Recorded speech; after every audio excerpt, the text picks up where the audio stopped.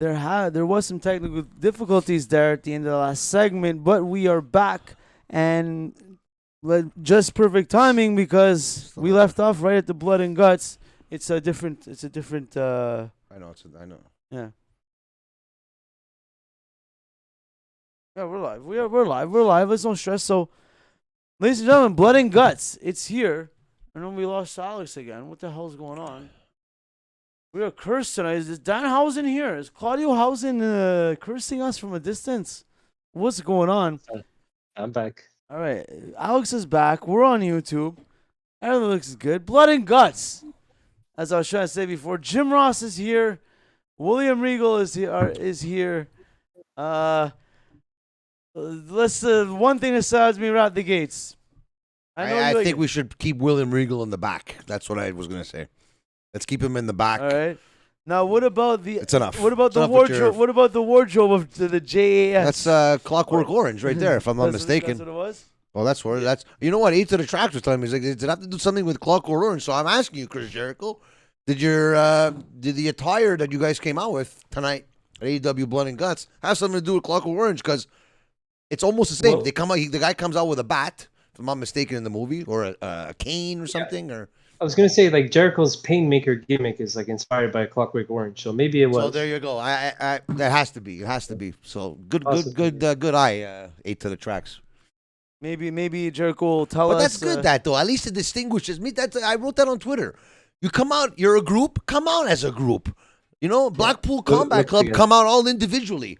They all come out in different attire.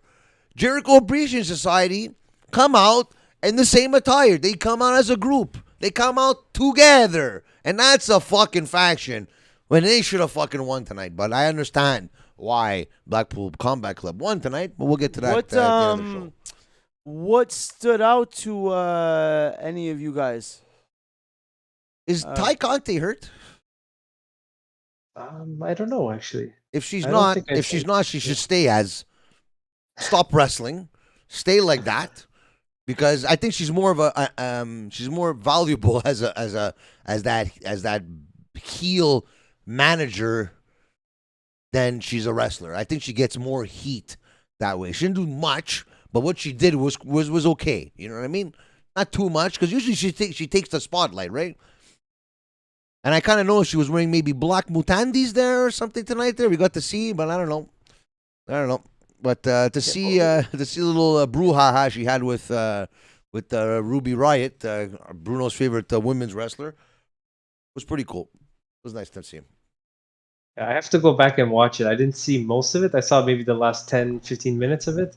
I saw highlights. It was like the shards of glass. I think I saw Shards those of glass, something fucking like that, yeah. thumbtacks. Kinds of shit. Yeah. There was at one point I think they wanted works. to bring in the rubbing alcohol or something, but I think the bottle broke because they were trying to push it through the fucking cage, which I don't understand. Eddie Kingston had it in his pocket in the ring, and it somehow fell out of the ring. Ty Conti was trying to push it through and I think it broke because they didn't use it after. So I'm sure there was some kind of fireball scene that they wanted to do or something, or I don't know. There was something there, but I guess something happened. To me, I'm gonna say honestly, 2.0 didn't put any offense. They're just guys catching beatings. These poor guys, and they're just catching beating after beating after beating. And another thing I noticed too, the top of the cage was constructed so that they could actually stand on it. Yeah. And WWE's version of it, maybe a lot more now than it was before. But remember that first ever one that they were talking about? I don't know if you heard that they were saying, oh, when they get on top of the cage, Jim Ross starts getting nervous because he remembers Mankind getting thrown off by The Undertaker. So, and then you saw them when they were walking going, they could have fell any second, like any time of the point in the match through the cage. So it was nice that I like this version of the cage, of the War Games / Blood and Guts cage. To me, there was blood galore. I think a little too much, because at one point it was just like too much for me. And then I think the match got a little bit out of hand in between, from them getting all in the ring at the same time and at the end when everybody was on top because you didn't. I noticed Santana wasn't on the top of the cage when they gave the whole arm shot there for everybody. He must have been injured for real, maybe. Who knows? Hopefully he's not. But there was a lot of confusion, I think. But this is like, to me, Jeez, what a it shot was a great match. Great, you know what? Great visuals in this match. But the whole thing was that Cesaro got the win, and Eddie Kingston had the win in his hand too at the same time. But he got the win before Eddie Kingston. Claudio. Sorry, start getting used to that. And you saw the little getting pissed off, like he was going like, oh, I was this close, and like that's what I love about Eddie Kingston. He might not be the best wrestler.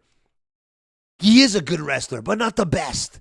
But when he wants that storyline, when he wants to grab it by the throat, this guy, he makes you believe, man. And he made me believe that. I honestly thought he was going to grab Claudio and just throw him off. That's what I thought was going to happen. But the smart thing to do is to slow pace it. Make people figure it out, because maybe people didn't know.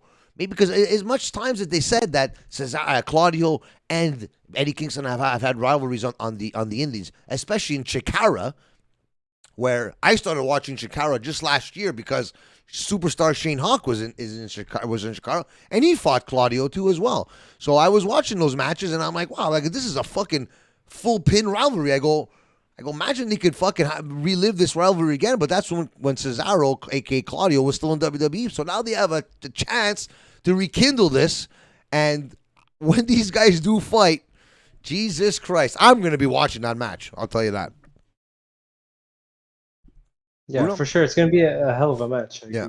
When it ends up happening. What I wanted to say is that I was a bit worried when I just tuned into Bloody Guts and I saw the JAS. They were like dressed in red and orange. I'm like, please don't tell me it started in white and now it's all red covered in blood. So thank God it didn't go that far. I got scared. But yeah, but it was a good match. It was just a little bit all over the place for me at one point there. But I mean, they lost control because I don't know. It was just a little out of control. It was kind of like the Anarchy in the Arena match, which was like the hell is going on here at one point, like. And then they transitioned to going up to the top and everything. But some of the spots in there, man, like there was I think Moxie had some skewers in his pocket. I was gonna say, did you notice? He pulled out the skewers, and I think he hurt him for real because he went up to him and he gave him a kiss or something, or he was telling him something. I think he was helping him blade. Oh, you didn't That's know? what I thought too. And then you saw the camera for some reason didn't switch, and it was there. And then they did something. All of a sudden, the camera switched on the other side, and whatever his name is, like I always forget their names. Whatever. Ortiz. No, whatever. 2.0. 2.0 guy. Daddy Magic. That's his name. It was just gushing. It was just gushing. It was gushing. Because usually when they do that spot with the sticks, usually the hardcore way, it's they go in and they stick out of the guy's head, right? Well, I think he did it like I think he did five it. of them sticking out of his head at one point there. But like, where was Claudio on our show? He would have loved this freaking match. Yeah, Claudio. Yeah, exactly. Our Claudio, if you say our Claudio, not the BCC. Well, I'm sure Claudio Castagnoli enjoyed this match too because he's that's the type of wrestling matches these guys love. The blood and guts. Let's just go, man. Let's just fucking go crazy in the ring. But I don't know. Like I said, there was a bit of confusion, which in every single big match like this, with a lot of guys in it, there's always going to be some kind of confusion, and it's not going to go down. So for what it was, I liked it. It was okay. The outcome was good. Like I said, I would have loved for Jericho. I'm a big fan of Jericho, as we could all see. Would love to continue that. But is the rivalry done between Blackpool Combat and JAS? We'll see. I'm not sure. Yeah, like you would think that it should be done. I mean, they won, but I guess you can always argue they need the rubber match. Well, these are the matches that you have to end a feud, right? Like even the Anarchy in the ring should have been the one, but then they had another similar match like that. That's what I don't understand. It was kind of like a similar match with maybe a different person in it. Right? This one was in a cage. Yeah, but they ended up getting out of the cage. So, if I'm a betting man, I think the feud is over, and everyone just goes on and does their thing. But the 2.0 guys just caught beatings, man. Even Danny Garcia, and then Sammy Guevara. This guy, it's to the point where I think that in the back, like, that bumpy took off the we need a cage. big spot. We need a big spot, That's and the Sammy thing. Guevara is the one that It has to be Sammy. always raises his hand. God bless the guy. And I'd like to know what's under though. It's probably boxes or something there, because it was like that sound of you got thrown into, I don't know, like a whoopee cushion, or it's like, like those things there, like when you jump off like at a water slide and you jump and then the other guy's on the other side and it just pops right up. It sounded and looked like that under it, for what I understand, but crazy spot nonetheless. Something that Bruno would probably never do in his life, let alone jumping off the couch or something to do something in this podcast. But that's not for here to say. But anyways, Fun fact: 7 years old, broke my collarbone jumping off my desk, Oh, your desk. playing wrestling in my 2 basement. feet? 2 feet? Playing He's wrestling in my hardcore. basement. He's Yeah. 3 hardcore. feet? He's 3 feet? hardcore. Whatever. You ever jump fucking- out of a plane 30,000 feet in the air? No, eh? I was 7. Well, let's see. You should What- ask me- No, I didn't jump out of a plane. I'm not saying at when 7. I I'm was saying 7. at any day, any age of your stupid life. Remains to be seen. If the Exactly. match is right, if Adam Cole wants to go 1-on-1 in a false count anywhere match, I'll take that anytime, anywhere. Book it, Tony Khan. Right? Book it. Please do. Book it. Please do. Please do. Yeah. Please do. One thing I wanted to say that I'm not a fan of is that they announced was it Royal Rampage Royal Battle Rampage. Royale That's over there. Yeah. for the number one Royal contender for the Rampage. interim Dude, championship. they But make I think- fun of WWE when they do that. You know, like they had that's basically saying we have no story here. Put everybody in there. Let's see what happens. But you know what? They do have a story, and that's where I They think do, we've but- talked about it. We've talked about this. They can have the dissension between the BCC, right? You have Mox as the champion. Eddie Kingston's like since day one said he wanted the freaking AEW World Title. Claudio Castagnoli, what did he come Yeah, to but AEW think of it for? though, No Alex. shit. Think of it. He wants the John title Moxley was too. never supposed to be the champion in the first place, right? Yeah. So that's Yeah, but why do a battle royal? It's stupid. Like, well, I guess we'll see how So stupid wait. it is on Friday. But that and even then, like Roosh is in the battle royal. Like, No. why are you gonna put? Yeah, I just read the list oh of my people. god, I didn't see Oh, the you list. have the Stupid. list? I didn't see the list. You have the list in front of you. Yeah, Frankie Kazarian, John Silver, Roosh, Orange Cassidy, Hangman Page, Takeshita, Hook. Penta Hook is in there. I don't know if you read them all. Can't put Hook in there. No. Ah, But Tony Nese is in there. Let's oh, go, yeah, Tony. Tony Nese. Nese, this poor guy. Never Tony They Nese. called him the game changer. They call him a game changer for AEW. I mean, it's really good, but let's not. Yeah, but they call Go him a that game far. changer. Anyone you call a game changer is Excuse me. supposed to be changing the game here. Yeah. So I don't know if he's changing the game for himself or making himself look like an idiot fighting that idiot Hook, but it's my fucking opinion. Because I think that should be next. Like Moxley has to face someone in the BCC would be ideal, but not the stupid Well, battle. royal. maybe somebody screws him over in that match that they're gonna eventually have against CM Punk. CM Punk gonna beat John Moxley for the title? I guess because the plan was always for Punk to be champion. There you go. Unfortunately, So we already know. I what's gonna I want Punk to be champion, but it's like yeah, but now you have a better story with Mox is champion. there you go. Now it's Mox it's Jericho, pick and choose Mox and now. Jericho, Hey, man, Mox and- yeah. Tony Khan's gonna have to go to sleep eventually here after 3 days of binging it out there and see what he's gonna have to do now. Hey, everyone's behind John Moxley. What are they gonna do? You know, they're gonna boo him out of the fucking stadium or a stadium. They're not gonna do anything in a stadium, but in an arena. Well, was that all the Maybe names? Arthur Ashe. Was No, that there was more than there's- that. what? There's more than that. There's I don't more know. than that. You really I want me to go I through saw all of them? Keith Yeah, Lee just in there too as well. He doesn't have to rant for 18 minutes how much he hates every guy. So just Well, rattle them off so- quick.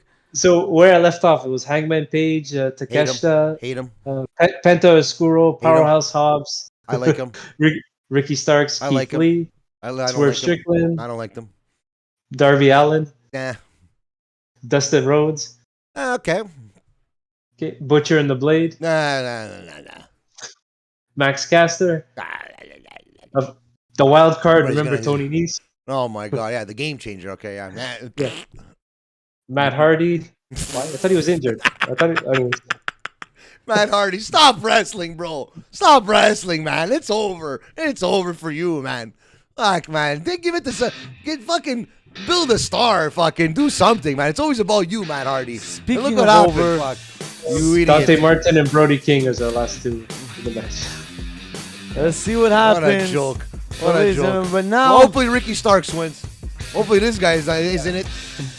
But right now, Loser over here. it's been a great show. Everyone's time to go to sleep. Hey. Ala Danhausen.